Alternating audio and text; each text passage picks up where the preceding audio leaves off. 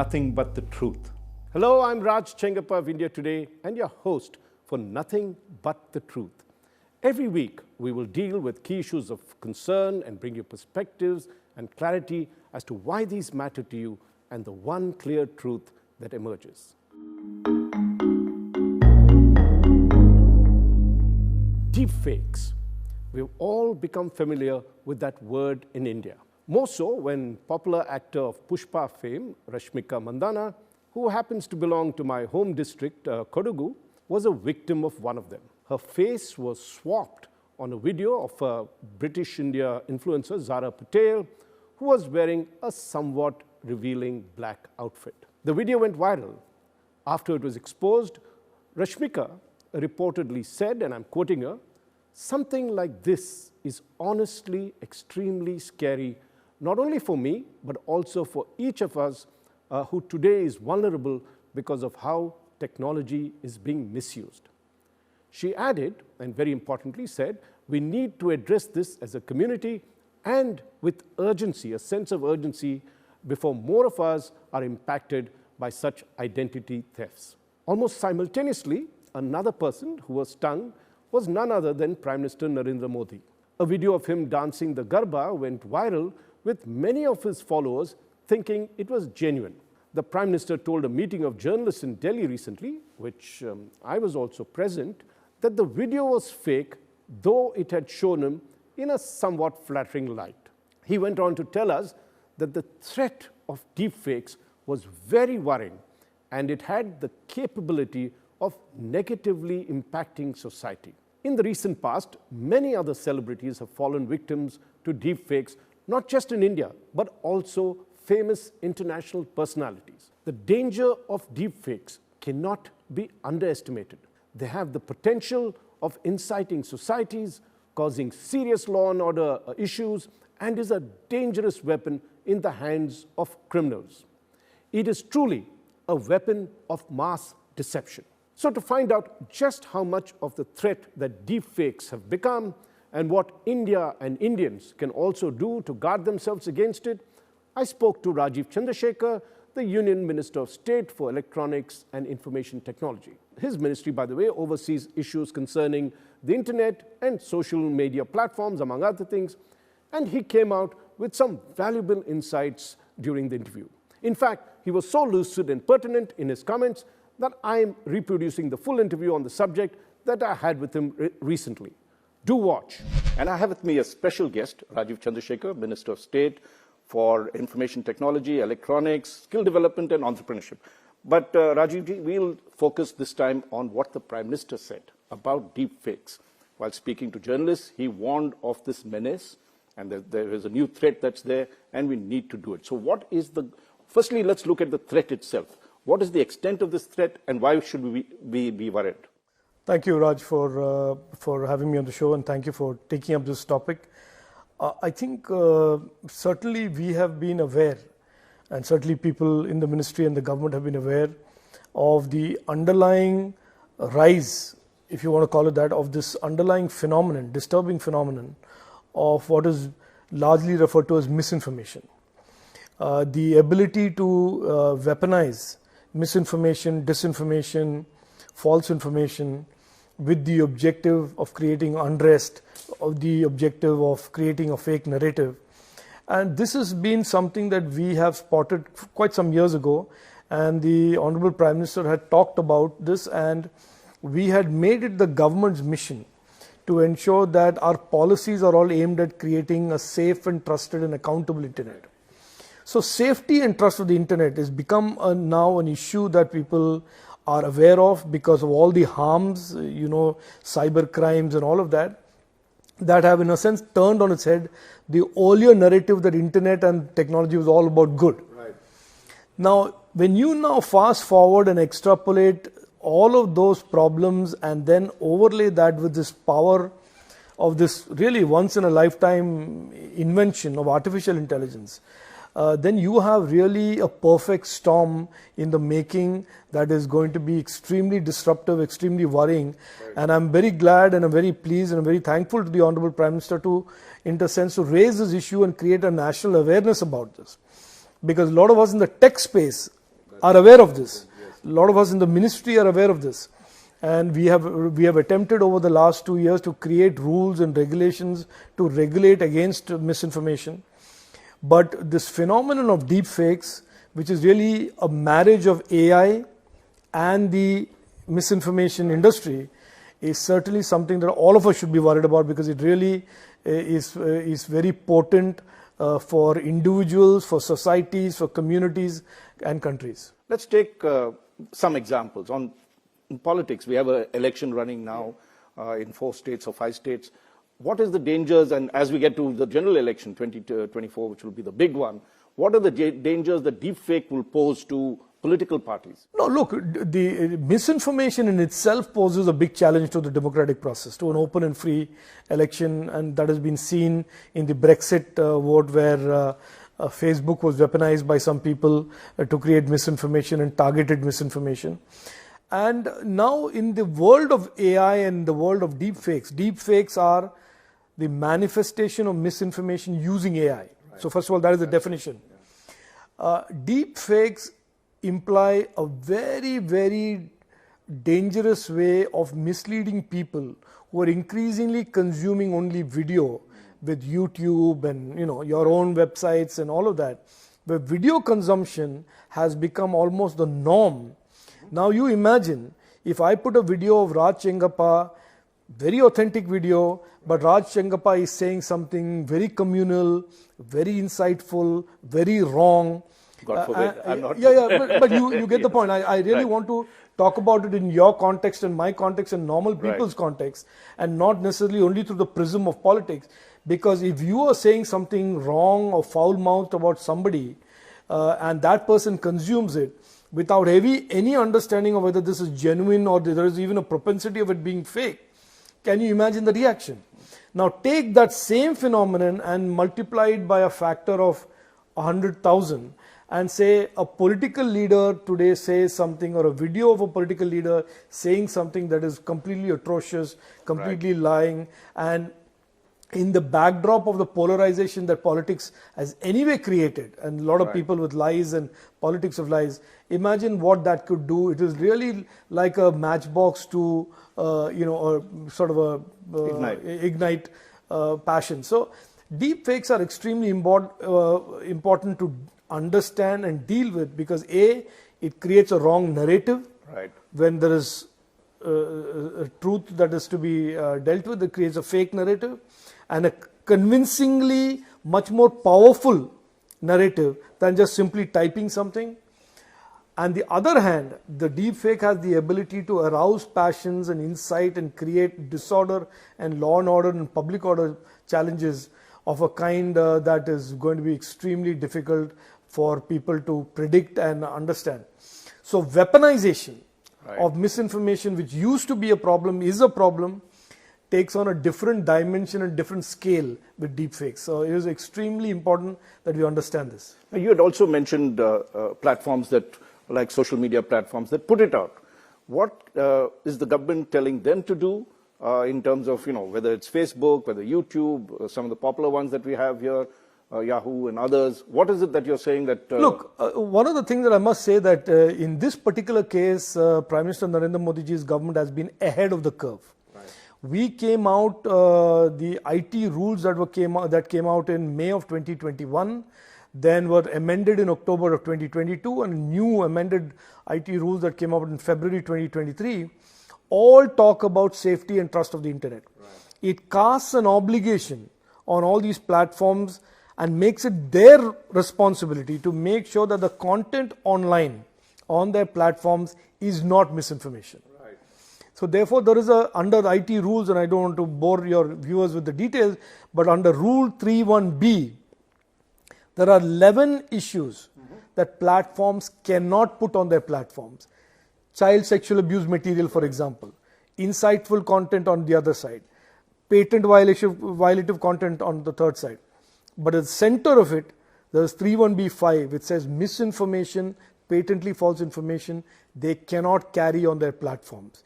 If they carry on their platforms misinformation or deepfakes, then they are liable to be prosecuted under the Act, because the safe harbor, which is the protection, the immunity that they have, will fall away. Can you just describe safe harbor for a lay audience, and by removing it, how does it? So one of the things that we have to understand is that the act, the law that governs the internet and therefore these platforms, is an IT act.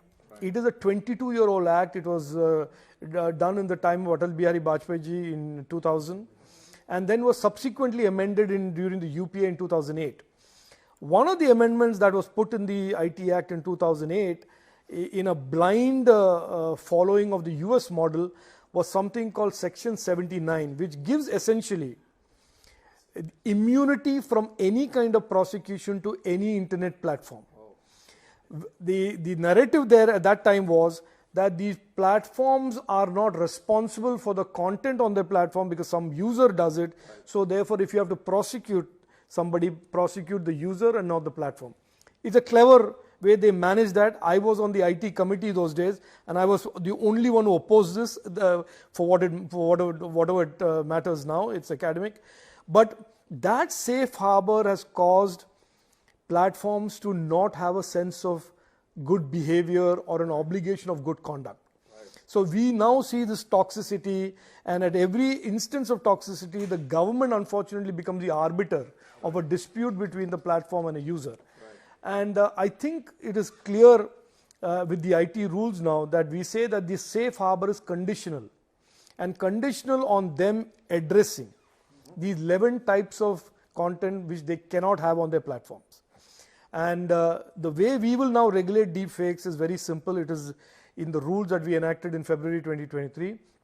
If any platform has a deepfake, whether it's a messenger platform or a social media platform, and they have it on the platform despite their obligation not to put these kind of contents, but when it is reported to them there is such a deepfake, and they have 36 hours to remove it. If they do not, then the safe harbor falls away, and whoever is aggrieved, Raj Chengappa is aggrieved or Rajeev Chandrasekhar is aggrieved by the deepfake, can take them to court and criminally prosecute them for under the IPC and under the IT Act. And what is the term in that? Is it just a fine, or is it also it is criminal. Impersonation of a person is a cognizable offence under the IPC. So therefore, there are many provisions under the criminal law that they were protected against by the safe harbor that was in place since 2008 which is the amendment during the UPA. That safe harbor now has been made conditional on their good conduct. And we will certainly, we are going to have a meeting with all the platforms on the 24th of this month. We will lay out how we consider the risk of deepfakes and misinformation to be a very severe risk, severe challenge, severe danger to the safety and trust obligation that we believe we owe to the people of India and to the users of the Indian internet. And we will lay out for them that we will not hesitate for every instance of the deepfake, to ensure that the Rule 7 under the IT rules, which is the withdrawal of the safe harbor, will be invoked for them to be prosecuted in a court of law by whichever citizen or organization is aggrieved by the deepfake. And what would be that you mentioned November 24th? How would the government go about it? No, the government has a standard operating procedure. We have been obviously taking a line that we wanted to create a fact check unit. The rules have been enacted already and they are notified. We wanted a fact check unit that would help the industry, help the platforms know what is wrong or right. That unfortunately got hijacked by some colleagues of yours in the editorial council saying it's an infringement of the freedom of speech, etc., etc. And it went to court. That matter has been heard by the Mumbai High Court, and we hope that they will certainly rule on that issue of the fact check unit, because the fact check unit was developed as an idea to help platforms to understand what is right and wrong. If there is a video of, let us say, Rajeev Chandrasekhar as a minister or any other minister or any other politician saying something, certainly there should be some person to be able to tell them and guide them that this is false, for them to then act. I think the concern was that the government was going to control much of it, that it should be an independent authority. Again, Raj, unfortunately, and I say this with a great deal of responsibility, there is this we conflate free speech with, we try and conflate free speech with, no, we necessarily think of these as binaries, that either it is free speech or it is some sort of a censorship. That is not true. Under Article 19(2) of our Constitution, there are reasonable restrictions on free speech that have been placed by those who amended Article 19 at Jawaharlal Nehru's time. So therefore, in India, unlike the US First Amendment, free speech is not an unfettered absolute right. There are things that you cannot say in the name of free speech. And everything we are doing in terms of the law and the policy is consistent with 19(2). And therefore, there is no argument that there is a censorship. This is really about making sure deep fakes, misinformation, which are a clear and present danger to the safety and trust and orderly nature of the Indian internet, are dealt with in a manner where the platforms are held accountable under the law, not by the government, under the law, where they have the right to pleading their case in a court against whoever is aggrieved by the deepfake or the misinformation. Now, while the technology for developing deepfakes is progressing rapidly, you can actually buy apps and do it, I'm told. Are there technologies which you have asked the social media to provide to detect deepfakes? Which is, you immediately know that... and this is one of the characteristics of technology in general, Raj, which is that you will have an innovation and there will be harms out of the innovation, and then the technology to police the harms of the innovation will be the next innovation. So this is always playing lead and catch up. It is true for the last 20 years, it's going to be true for the next decade. The difference in this case is that AI is today exponentially growing in terms of its impact at a rate that nobody has anticipated, that the impact will be so deep, so widespread, and its application will be so easily possible, is all something that people are all in a sense caught unawares by the pace at which this is going. So I think the platforms are also very clearly working frantically to play catch up with their own technology, with their own tools. I heard recently Microsoft offer to the US government and the US political class that they have tools that can prevent deepfakes impacting the US election. So they are obviously playing catch up, and Microsoft is interesting because they are on both sides of this. They are OpenAI, that is the ChatGPT sponsor, as well as creating tools for dealing with deepfakes. So I think, look, we will work with these platforms and we will certainly make it very clear to echo and amplify PM's message that this is an issue that cannot be dealt with in a lethargic manner.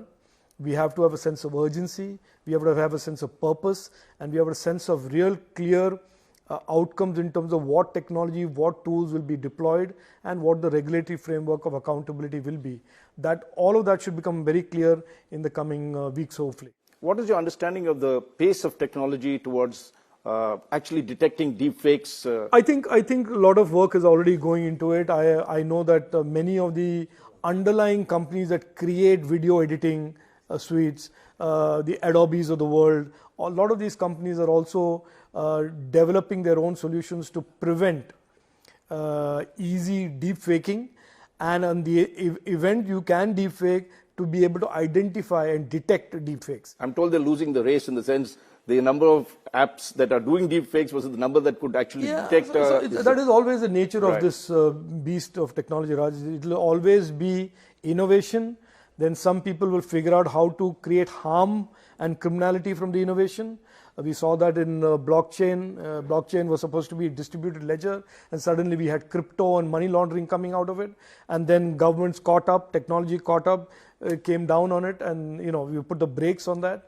So it'll be almost similar cycles that we can anticipate for the next decade. Today it is AI, tomorrow it will be something else. But having clarity in the government about what we expect from the platforms that occupy the Indian internet is a very important starting point, and that we have. And that clarity you're telling them? Absolutely, we are telling them. We have the laws in place, we have the rules in place.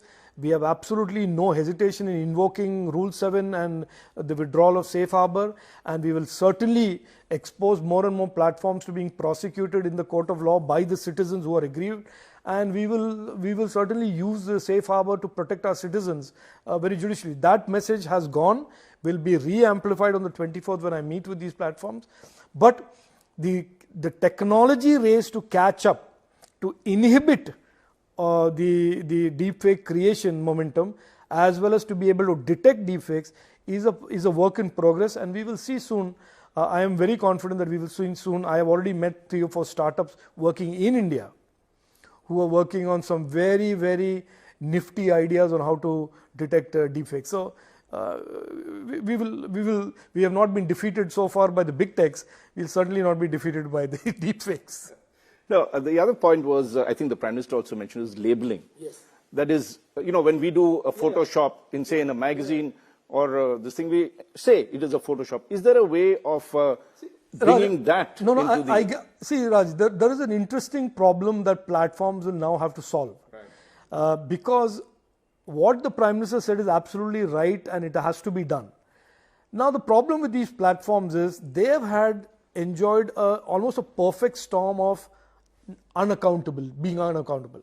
One is the safe harbor, and the second, interestingly, is that they allow anonymous use of their platforms. They say that we are not responsible, but at the same time allow anonymous use of the platform.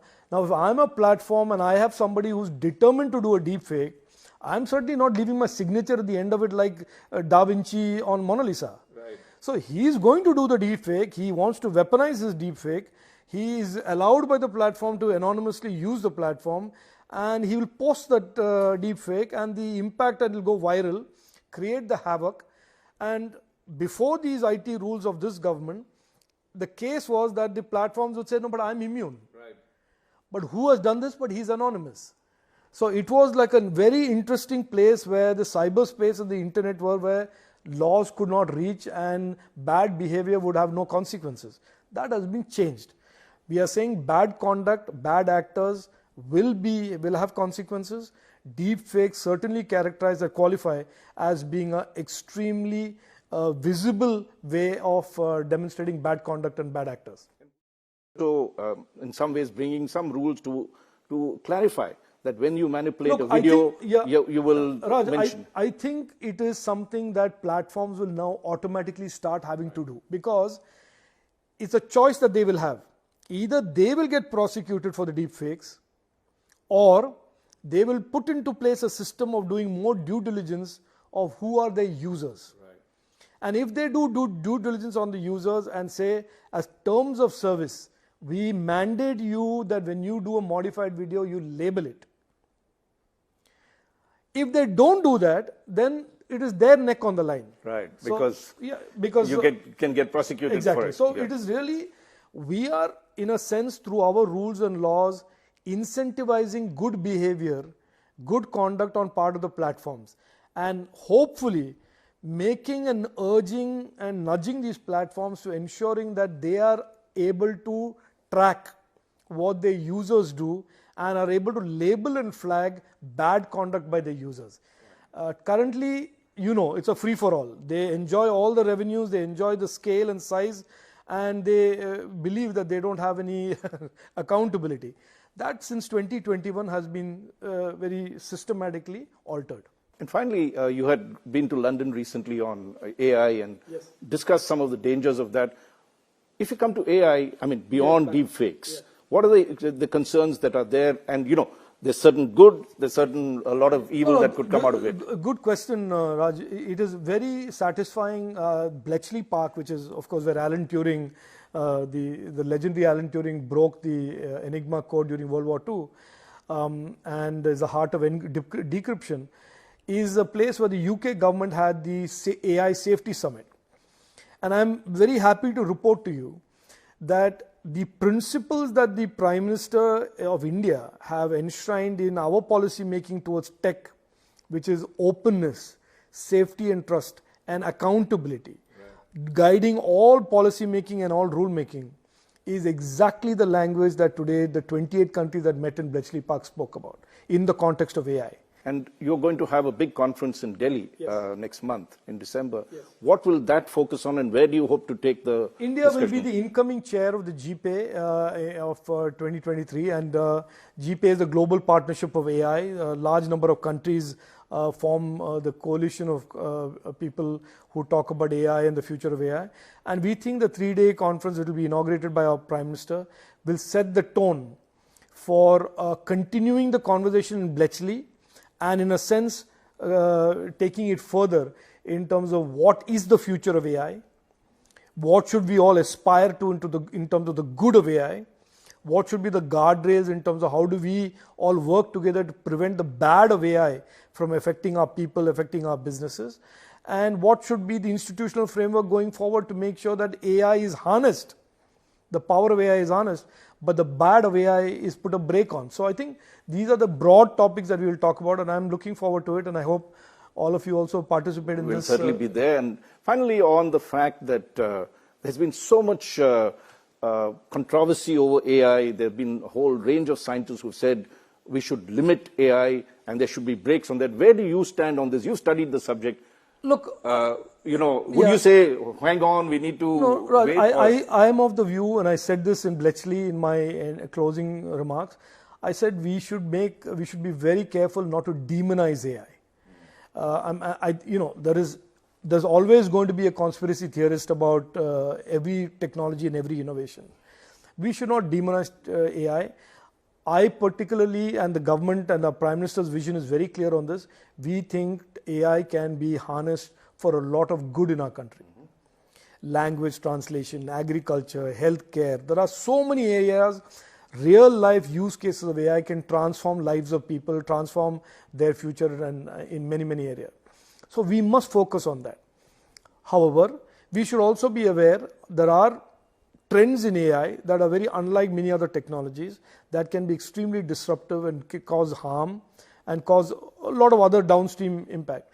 Therefore, we should have clear legal guardrails, not self-voluntary, self-regulatory guardrails, legal guardrails that prescribe to every AI platform what they cannot trespass into, what they cannot get into. And so therefore, I think our thinking is very clear on it. But like I said, nobody in this world of technology can survive as an island. No country can, however great or big or powerful they may be. And it requires countries of the world, especially like-minded countries like India and democracies around the world, to cooperate to make sure that this harnessing of the good really does happen, and the partnership to put the brake on the harms also happen. So you're not looking at a break of AI. A lot of scientists said, hang on, this is our getting out stated, of hand. Sam Altman also has been... No, that's fine. Look, everybody has a view, and as you know, technology is, AI is certainly the buzzword now, and so everybody has a view, and we should respect everybody's view. But our view, Government of India's view, Prime Minister's view, is that technology must be harnessed for the good of our people. And we are certainly viewing AI as a kinetic enabler of our digital economy, kinetic enabler of our digital capabilities, and kinetic enabler of our mission as a Government of India to transform the lives of our people. Rajeev Chandrasekhar, thank you very much. We could go on for a while on this one. It's been very good talking to you on this one. Thank you, Raj. Thank you so much. As you can see from my interview with Rajeev Chandrasekhar, it is clear that the union government means business in its efforts to lessen the threat of deepfakes. Both Chandrasekhar and his senior minister, Ashwini Vaishnav, have since met social media platform heads, apart from top experts. In their meetings with social platform heads like the Facebook, YouTube, and others, they read out the Riot Act for violators and told them that their safe harbor clause will not operate if they don't check deepfakes on their platforms. Just to tell you what safe harbor meant, it would mean that they would lose their immunity against criminal prosecution that they had enjoyed under the Indian Information Technology Act of 2000. The government is also chalking out how to strengthen the law and enforcement agencies as well to increase surveillance and bring the perpetrators to book. For more details, you can read the latest issue of India Today magazine, which has carried an in-depth cover story on deepfakes, a story written by my colleagues. Thank you for listening to this episode of Nothing But the Truth. I look forward to having you with me next week. Nothing but the truth.